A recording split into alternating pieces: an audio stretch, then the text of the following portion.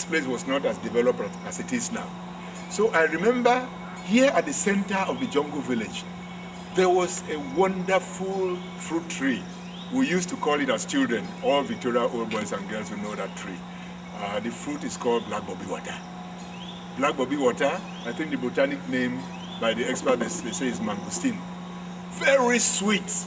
So that attracted us to the jungle village all the time because it was a big tree and had so many of those fruits. So we came here, harvested those fruits, very succulent and sweet. And so before even the jungle village was developed like this, in the 50s, as children, and the early 60s, we were making good use of this jungle village because of the fruit. That particular fruit and many other fruits. When you look around, you even see Banka School, there were many other fruits there. But because the place has been adapted to other ceremonies, some of those fruit trees have been kept down.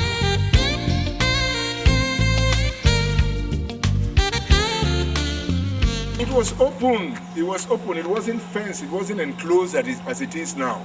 It was open, so porous we could come through Limbe, the entrance to the SDO's residence, that is behind the Atlantic Beach Hotel.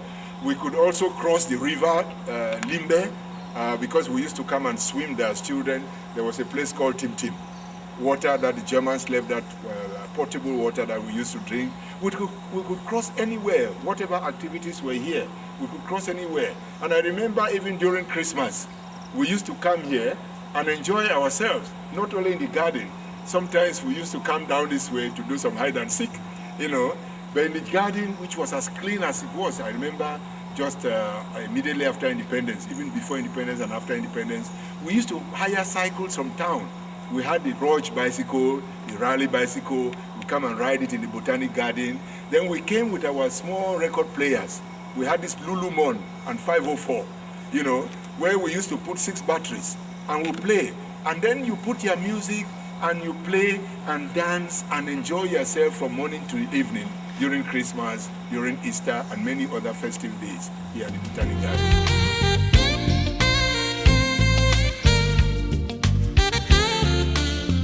There's no other place as good as Victoria. I am boasting of it. So I used to tell them, I said, look, when you come, the first thing you see, you come and see the jungle village, you see the Botanic Garden, then you see the sea. I remember I got a friend of mine, a classmate of mine, when we just entered college in 1968. So our first midterm, in those days we used to have midterm, So I said, please come down to Victoria. You have never been to Victoria. That young man in his life, he had never seen an expanse of water like the sea. So I took him down and he saw the Atlantic Ocean. And the young man said, he expressed himself, that is, he exclaimed, Ebe, Ebe, Ebe, Ebe. So I said, what? He said, no, this is marvelous what he's seeing.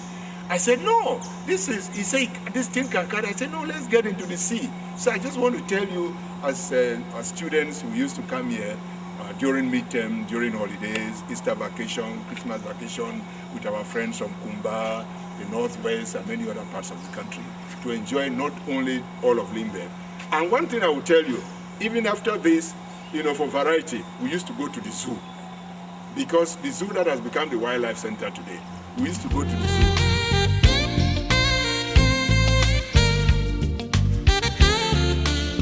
The jungle village was developed the way it is.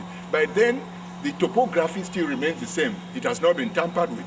So it was the canopy kept a place where by the time you dodge from the Botanic Garden and come and hide here, no person sees you. So that's why it was just like a vault, and they did their hide and seek here. And you could easily sneak and get right up to the SDO's residence. Just behind the